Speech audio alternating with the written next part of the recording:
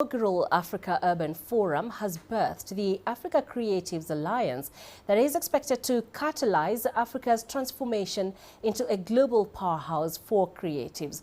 In alignment with the African Union's Agenda 2063, the Africa We Want, the alliance, launched in Addis Ababa earlier this week, is expected to empower cultural and creative entrepreneurs to fully contribute to Africa's development and integration goals. The creative economy in Africa is an undertapped engine of GDP growth and employment. The global impact of cultural and creative industries generates annual revenues of almost $2.3 billion and creates nearly 30 million jobs worldwide. Let's get more insights from Rita Ngenzi, the founding director of the Africa Creatives Alliance. She joins us live from Uganda's capital, Kampala. Rita, it's great to have you with us this evening. This is an exciting time for Africa's creative industry. The world is finally appreciating African creatives more and more. So with this in mind, what are the primary goals of the Africa Creatives Alliance?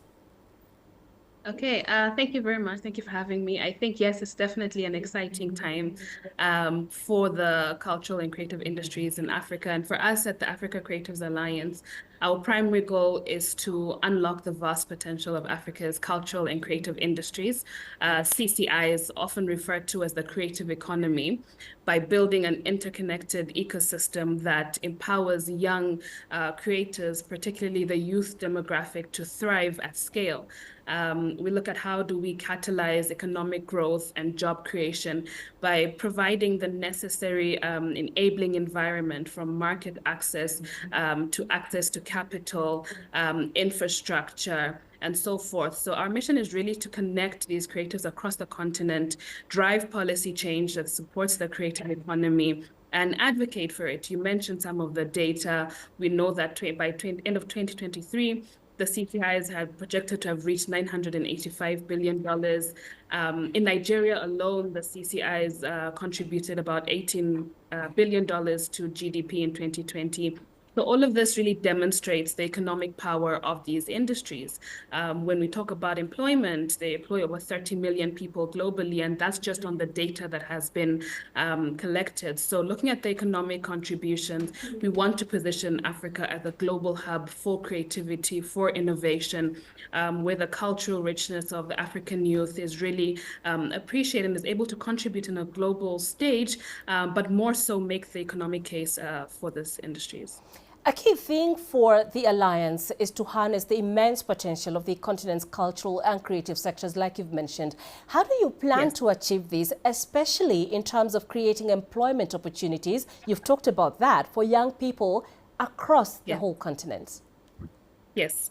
Of course, you can't speak about Africa without mentioning our young demographic. Africa is primarily a very youth-driven continent. So our approach is really anchored in our pillars, our 4 pillars, from ecosystem convening, evidence-based advocacy and policy reform, education and enterprise strengthening, and investment and finance facilitation. So these 4 pillars are what come together to advocate and to build a system that works and is able to drive youth employment in the continent. So through ecosystem convening, we unify the various hubs, the creative hubs, the incubators, the accelerators, the maker spaces, so that they're able to really advocate for themselves as one umbrella network, but not forgetting the enablers, such as the partners, academia, such universities, the development partners, and the various players, the investors as well, so that we're able to grow these creative enterprises, creating more job opportunities. The evidence-based advocacy and policy reform looks at working with governments throughout Africa to create policies that support the creative economy. And data is very critical to us, gathering insights from across the continent to make decisions that make it easier for young enterprises to formalize their business, protect their intellectual property, and access new markets. So when we talk about our education and enterprise strengthening pillar, for example, it looks at equipping young people with the skills that they need to succeed. We strengthen the hubs and the incubators, et cetera, who are the pathways to these young people by offering training, mentorship, business development support. And they're the ones who are then able to ensure that these enterprises are sustainable. And then that also leads to job creation across the creative value chain. Right from the artist to the digital content creator and so many of the other artistries that exist beyond this. A critical point is really the finance and investment facilitation.